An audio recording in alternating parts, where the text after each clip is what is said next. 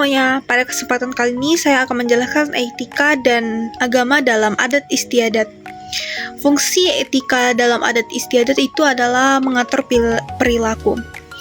Etika dalam adat istiadat berfungsi sebagai pedoman bagaimana seseorang harus berbicara, bertindak, dan bersikap dalam kehidupan sehari-hari sesuai dengan norma budaya di suatu wilayah tersebut. Dan juga saya akan memberikan contoh etika dalam adat istiadat. Itu adalah dengan cara dia berbicara kepada orang yang lebih tua.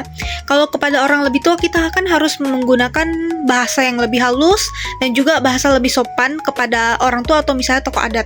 Dan juga tidak boleh membentak atau berbicara dengan nada tinggi. Dan contohnya dalam keharmonisan itu adalah menghindari yang namanya konflik. Dalam adat, mau di adat manapun, berbicara kasar dianggap tidak pantas karena bisa memicu pertengkaran dalam suatu wilayah, dan juga adat juga mengajarkan menggunakan musyawarah untuk menyelesaikan masalah ketika sedang ada konflik di daerah tersebut. Sekarang saya akan menjelaskan yang namanya fungsi etika dalam agama. Ini akan dalam mengatur perilaku. Etika agama berfungsi mengatur perilaku manusia agar hidup sesuai dengan ajaran Tuhan, penuh moral baik, dan jauh dari tindakan buruk. Etika agama bukan hanya aturan, tetapi juga nilai kehidupan di masyarakat. Contohnya itu adalah tidak berbohong dan bersikap jujur, karena setiap agama pasti tidak ada yang mengajarkan yang namanya berbohong dan juga tidak bersikap jujur. Semua agama itu pasti mengajarkan untuk jujur dan juga tetap baik. Dan yang kedua adalah untuk tidak mencuri dan menyakiti orang lain. Etika agama melarang perbuatan yang merugikan sesama dan juga merugikan diri sendiri. Dan sekarang saya akan menjelaskan itu adalah menjaga keharmonisan.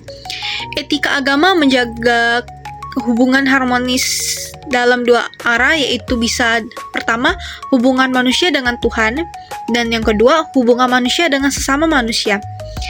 Etika agama menciptakan suasana damai, saling menghargai, dan saling menolong.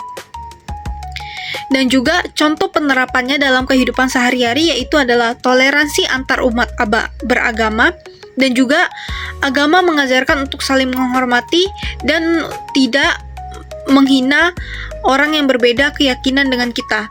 Dan yang kedua adalah bisa dengan menolong sesama, atau juga bisa menolong sesama ini maksudnya sesama manusia. Itu adalah bersedekah, bisa menjenguk orang sakit jika dia membutuhkan perawatan yang lebih banyak biayanya,